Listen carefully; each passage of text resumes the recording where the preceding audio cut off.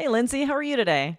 Feeling good today, Aubrey. All good, all good. What Excellent. about you? Excellent. I'm wondering, do you have a lot of positive childhood memories? Yeah, I would say I do actually. I think I Nice. had a good childhood, did a lot of running around in the woods, and just exploring That sounds as kids should ideal. do. Yeah. Yes, that's how childhood should be. It's Yeah. changed a lot now. Kids are on screen. I'm always really happy when I see kids running around outside. Yes, for sure. What about you? Do you feel like you had a good childhood Yeah, overall? same. Running around outside a lot for sure. Lots of positive memories. A lot of Mm-hmm. work too. We worked a lot. We had a 5 acre tree field. We planted these pine trees when they were Oh, 3 inches fun. tall. And then as they got bigger, we transplanted them. So there's a lot of digging holes and Oh, moving very plant cool. pine So, trees. were they like Christmas trees or just trees Eventually, a for? lot of them we sold to landscaping companies or to Oh, wow. individuals like landscaping, because in Idaho, a lot of people landscape with pine trees. Okay. When they were about Christmas tree height, we did sell some of them as Christmas trees, but Mm-hmm. because they were planted, they were usually too expensive for someone to buy for a Christmas tree. So it was more for like landscaping. Got it. And Got it. now Well, they're mhm. like 40 feet tall. It's Oh, kind of amazing. They're so big. I planted them that's when they were this big. That's really cool when you Yeah. plant a tree when you're a kid and then you get to come back and see it, when you're hmm middle age or something. I Right? love It's that. awesome. But we So are hopefully, not talking about trees. We're talking about childhood. This yeah. comes up so often on IELTS because a lot of questions are designed to test your ability to use past tense verbs. And a very Hmm. common topic is childhood, which of course requires the past tense. Which past tense verbs might we have Yes. to use on IELTS, Lindsay? Actually, a lot of different ones as Yeah. we're recounting the context in which these activities took place. Simple past, past continuous, past perfect continuous, and the list could probably go on, Aubrey. Exactly. Right? And keep in mind, you've heard this from us before. You don't want to start answering a question with a specific verb in mind that you want to use. That's much more difficult. Instead, you Mm. want to share the details, share the story, and be practicing which verb is right for what you are saying. Because Okay. it's not going to get you like bonus points to use past perfect. Your points just count on you using the correct verb tense for what you're saying. Yes, I love that.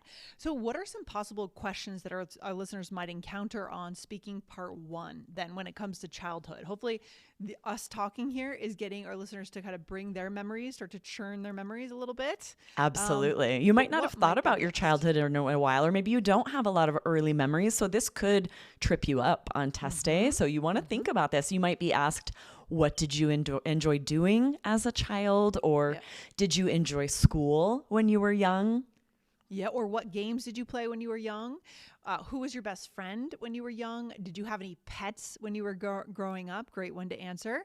Or do you Mhm. miss anything about your childhood? Right. Lots of possibilities, right?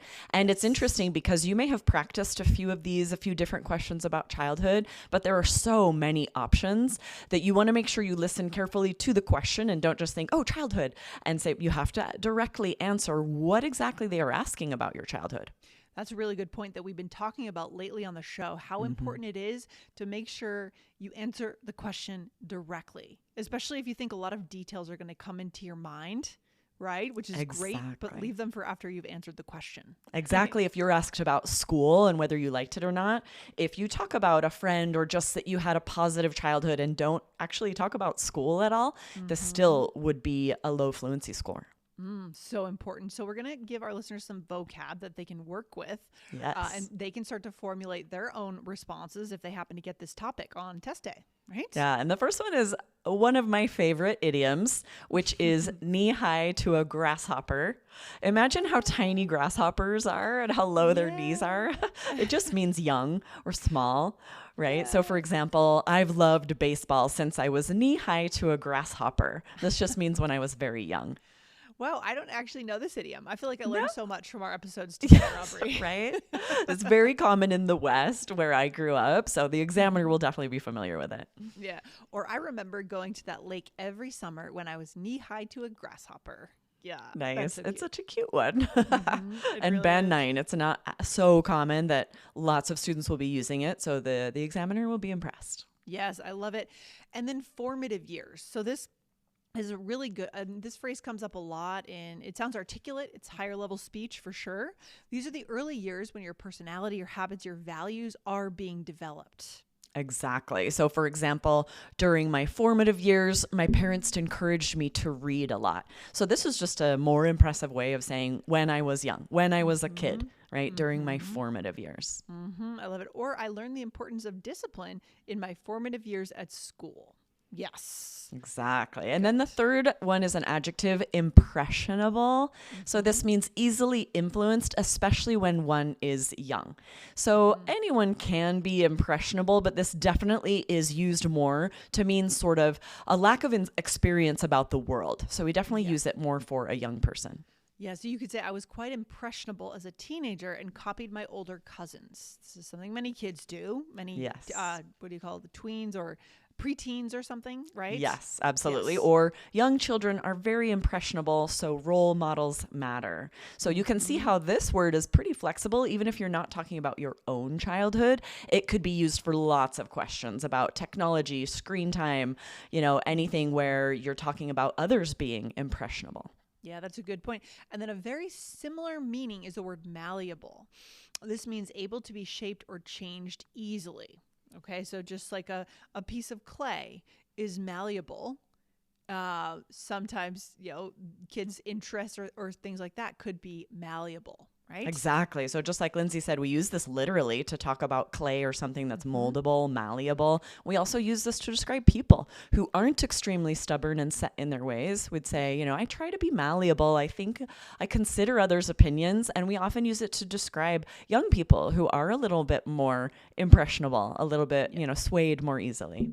Right. So for example, at that age, my interests were still malleable and changed often. Right? Yeah. So if you're talking about hobbies you had as a child, this would be perfect, right? Or I think people are more malleable when they're young and open to new ideas. Love it. Fantastic. These are 4 great vocabulary words that I think our listeners should be writing down. Yeah? Definitely. All right, Aubrey, let's go into some fun, spontaneous sample answers. Now, these are speaking part 1. Is that right? Yeah, so this is speaking part 1. So your answer will be about 3 to 5 sentences, not super long. You definitely want to directly answer the question. Use less formal vocabulary, idioms and slang, if at all possible, right? This is more the tone that you would use when speaking to a friend in these questions. All right, good. I'm going to ask you the first question, and then I'm going to note down some verb tenses and some vocab, and we'll highlight what you did here. Okay? Okay, perfect. Yes. So what games did you play in your youth? We played tons of outdoor games. Any over, kick the can, these really fun games where we were just running around like chickens with our heads cut off, and that we were so exhausted by the end of the day. And we also played board games, lots of indoor games, Monopoly, Sorry, Battleship, all of those classic games. But what I loved most of all was being outside. Games that allowed me to, hang out with neighborhood kids, be really creative, and just have fun with my buddies. Nice. Fantastic. It sounds like you and I had a similar childhood. Right, totally. Kick the can was a big one for us too. So you use past tense here. I heard a lot of past tense, right? You use the phrase outdoor game. So outdoor to describe the games, and also indoor games. I think what you talked about, Monopoly and things like that. I love this expression you used. We ran around like chickens with our heads cut off. If you actually think about it, it's sort of a morbid, violent expression, but we said that a lot growing up. Did you use that one, Lindsay? Yeah, totally. Yeah. That's one that's definitely in my vocab, so we don't need to learn that one. But it's good. Yeah, it's you were just kind of having fun. That can also be used to explain when people are not doing things in an organized way. There's a lot of chaos going on, right? Good point. That's actually very flexible, right? You could describe coworkers that, aren't managing their time well and use that idiom. For sure. You use the word exhausted, which is a great adjective. And then I like the phrase most of all, right? Most of all, you said that at the end to kind of sum up a little bit, right? Yes. And then some slang, right? I said tons of games, buddies at the end instead of friends. Those are just higher scoring because they're a little more informal and less common. Love it. So good. All right. Shall we flip the answers now? Flip the script. Are you ready for a question, Lindsay? Yeah, I think so. All right. Let's do it. Who was your best friend when you were young? Yeah. So when I was super young, my best friend, her name was Megan, and she was my next door neighbor. I lived in a neighborhood that was actually heavily wooded, but the homes weren't that far apart, but there was lots of woods to play in. So we used to play kick the can on the street at night. We used to run up and down the street and ride bikes and build forts, climb trees. We used to sometimes cook indoors or bake or make a mess of the kitchen, honestly. And in those days, I was pretty impressionable. She was a year ahead of me, and I thought she was so cool. I just remember kind of also just really enjoying time with her. Those were my formative years. And I remember my brother would always try to tag along right with us because little siblings will do that. Younger siblings try to tag along with the big sister. And we would just get all the neighborhood kids together and have an absolute blast. So that is who my best friend was growing up. Oh, amazing answer. I'm so excited to dive into all of this great vocab. You said when I was super young, just like with tons, super, these are some of the easiest slang words to use on part one to boost your vocab scores, right? And then next door neighbor, this adjective for a neighbor that lives right next door to you, heavily wooded. So this like the area, there were a lot of trees, there were forests, right? All of these adjectives are less common and therefore higher scoring. And you also mentioned kick the can, which I mentioned as well as Annie. I over it. There are these names of childhood games that you know in your first language that you might not be able to say in English. I wouldn't know how to say either of those games in Spanish or French. No, right. And they're specific. So that's something you'll need to look up. Like what are the names? Like how would I say some of these games in English, right? And you could go more simple, tag, right? Some of these games that are a little, but like you need to know how to say them. You couldn't just list them all in your first language and call it good, right? But I think it makes an answer stronger the more specific you are. So I like that we listed off specific games. You listed off Monopoly. I think Monopoly probably isn't translated. Sorry, right? I'm sure Battleship, a lot of those board games that you could list and I'm sure exist in your culture as well. And then this is a really good pro tip. I loved how you said we used to, and then the verb can be in present tense because it's an infinitive. We used to cook. We used to bake. We used to play. So this, if you're not positive of all your past participles, this is kind of a good cheat in quotes. It's still past tense. You say we used to, and then you say the verb in present. That is kind of a hack, right? A way kind of around potentially making a grammar mistake, not taking big risks, big or we grammatical loved risks. to. We loved to cook. We loved to run, right? When you still are using that verb in past tense that you could easily practice. And then all these other verbs that you know in present simple, you tack on. Yeah. And you know what's funny about the game Kick the Can? Whenever I have conversations with people who are like 5 years, 8 years younger than me, people weren't playing that anymore. So it makes me feel like very dated when I talk about Kick the Can. It's only my friends that were born in the late 70s and early 80s, the 70s and early 80s. For all of you out there listening, this is a very fun game where you have a can or something and everybody hides. There's one person sort of guarding the can. And then everyone will come in and try to kick the can. And you jump over and say over the can on anyone you see and they like go to jail. It's this really fun childhood game. The most fun I ever had playing it was in Moab in the hoodoos of Goblin Valley because they were so, you could hide behind them and you were so close to the can. You were right there. It was the best. That's fantastic. So look at this color that comes out when we really look at our experience, guys. So if you think, oh, I have nothing to say, maybe you feel like you didn't have a best friend growing up, dig into it a little bit more. You will find details. Absolutely. Right? Maybe your best friend was your sibling or maybe a parent. That's okay too. It doesn't matter what the answer is. It matters how you articulate it. Okay. Exactly. And that you get some of that good vocab. You also said formative years and then tag along. Your brother would tag along, which just means he would go with you, whether he was welcome or not. And then saying, I had an absolute blast, more informal, slangy vocabulary that's boosting your scores. That is vital. Like you said, Lindsay, just to share details, to show your fluency and use high scoring vocabulary.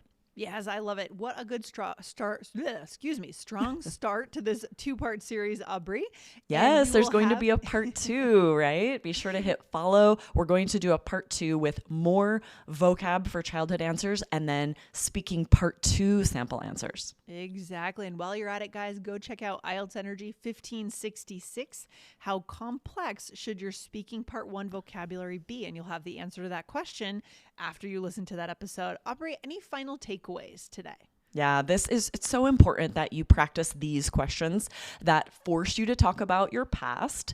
Use some of these tips and tricks and this vocabulary to practice answering all of the questions that we provided today.